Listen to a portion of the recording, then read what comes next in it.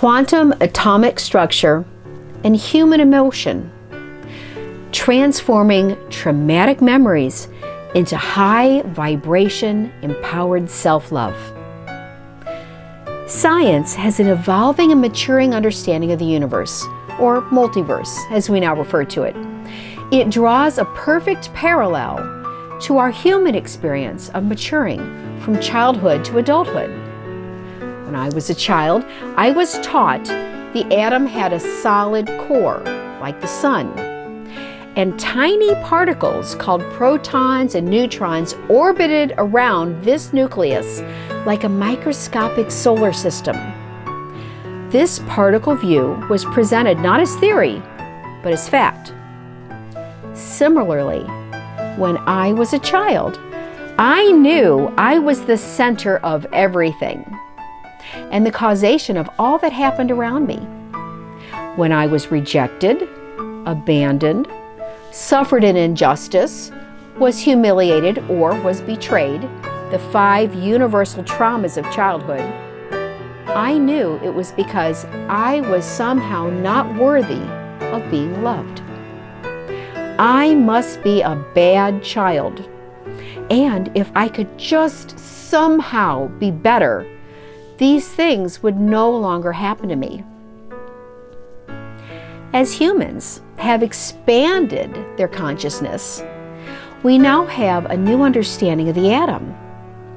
99.999% of the atom is the pure energy of the quantum field, ever imploding and re-emerging as a wave of infinite possibilities. It is wave and vibration, and it is the stuff we are made of. As an adult, I can look at those traumas of childhood with a broader sense of context and an intent to heal and forgive. What once seemed like a fixed negative is actually energy and vibration and frequency that can be reframed, learned from, and transformed into an empowered understanding. In my book, Unpacking the Attic, I illustrate this concept by sharing vivid stories from my childhood. I had suppressed and forgotten this trauma, and not until I made the conscious decision to allow myself to relive these experiences did it resurface. When I was a child, my parents used to take me to my paternal grandfather's 2-family flat to visit. He lived in an apartment up a long, dark staircase and had renters below. The only 2 words I ever remember Pop saying to me were, "Sit down," as he pointed to the red velvet couch. He and my parents would go into the kitchen. I would sit there for what seemed like forever to my toddler self. I would hear laughter and conversation and smell dinner cooking. When they finally came back to the family room, he would sit in his green overstuffed chair, stare out the window, and puff on his pipe till the room filled with cherrywood smoke. I still have Pop's pipe. All I ever wanted to do was sit in his lap. It never happened. My toddler self knew that Pop didn't love me. I internalized this as rejection and as I am not worthy of being loved. I am a bad child.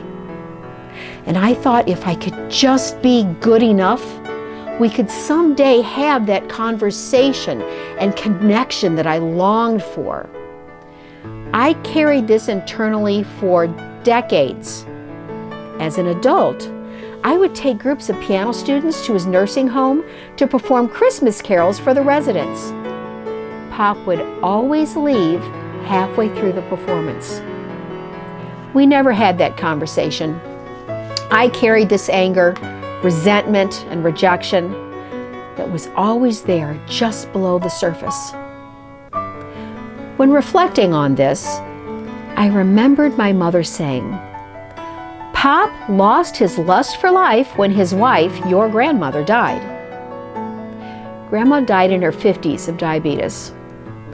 And I began to see the entire situation in a broader context. Pop was broken. His heart was shut down, and he had no room for a toddler. He was not consciously rejecting me. He just wasn't present. Then I remembered a trip my husband and I took to China. Now, stay with me here. You'll see why this is relevant.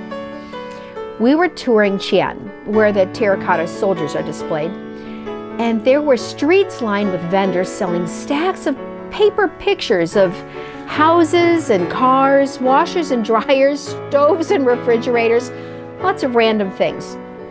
I asked our tour guide if these were for children to play paper dolls with. He emphatically said, "Oh no, people buy these for their deceased relatives." In our religion, we believe when an image of something is prayed over with intent and then burned, the smoke rises to the spirit world and manifests as a gift to the deceased. So, I decided to write Pop a letter, even though he had passed away years ago. At first, I wanted to yell at him, to demand an apology. But as I prayed, I began to see him in a whole new light. In the end, I wrote, "I'm sorry you were broken. You missed out on one of life's greatest joys, to laugh with your grandchild.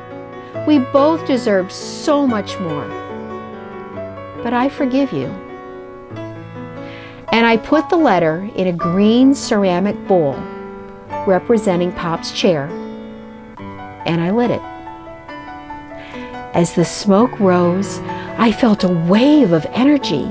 I was covered with goosebumps, and for the first time, I felt love and compassion toward Pop.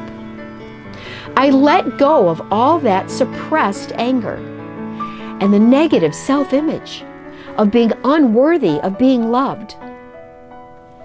Was I actually rejected? Or was my grandfather so lost in his own grief, his heart was closed? By allowing myself to relive the memory and to reframe it in a broader sense of perspective and context, I changed its entire vibrational signature. Now, I have a profound understanding that there was nothing inherently wrong with the toddler on the red couch. I was not the cause of the perceived trauma. Now, I can extend true love and compassion to the grandfather that was unable to connect with his grandchild. I no longer trigger anger and rejection, but am free and empowered with a high vibration of self-love and compassionate forgiveness. Writing Unpacking the Attic with the intention of healing and forgiveness gave my inner child the permission to get up off the red couch and find her voice. I believe we as humans learn best from stories. What better stories to learn from than our own? In Unpacking the Attic, I share very openly the stories of my own childhood to illustrate by example the path of healing. Another universal childhood trauma is injustice. I felt its sting every Christmas. My family's big celebration was Christmas Eve dinner at my aunt's house. My father had a much older sister. She had married right out of high school and had 5 children. These cousins were adults starting their own families. My father's younger sister was a full 15 years younger, and her children were babies, leaving me, an only child, in a generational gap. I was alone in a crowd. After dinner, everyone would run into the next room where the Christmas tree had wrapped presents for my older aunt's children and grandchildren, stacked halfway out into the room. There was never a gift with my name on it. I was not one of her children. I would silently retreat to the back of the room to sit on the bar stool and stare at the painting of the flamingo dancer on the back wall.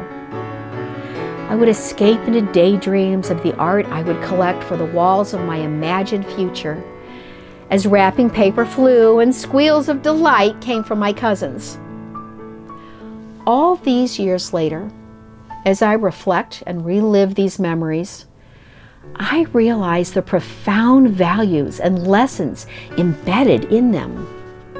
All the gifts that were unwrapped have long since been outgrown, lost, broken, and discarded. But my gift was eternal. It taught me how profoundly important it is to be inclusive, to make each and every person feel how valuable and treasured they are. Was it actually an injustice each Christmas? Or a powerful lesson in the importance of being inclusive?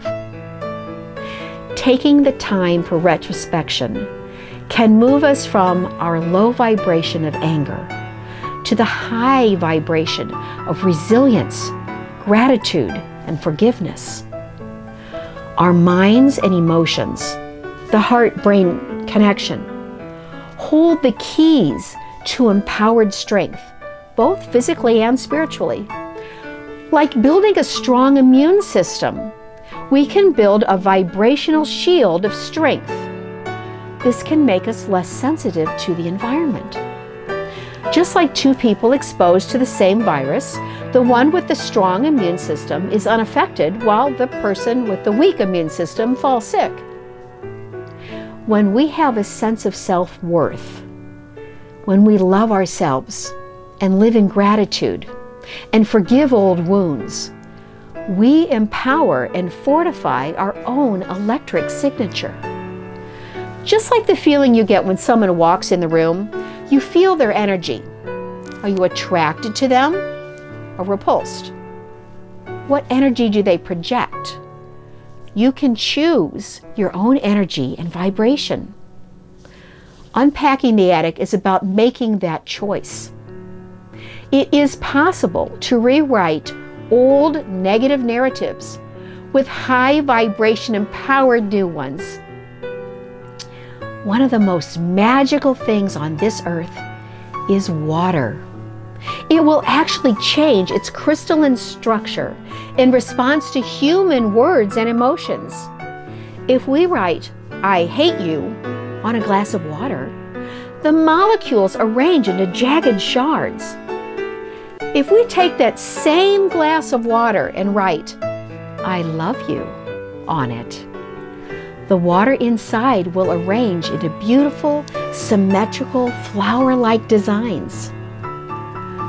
Our bodies are made of an average of 60% water. What messages are we telling ourselves? Let me take you through all 50 chapters of healing. My newly released book, Unpacking the Attic, is available on Amazon and on the link below.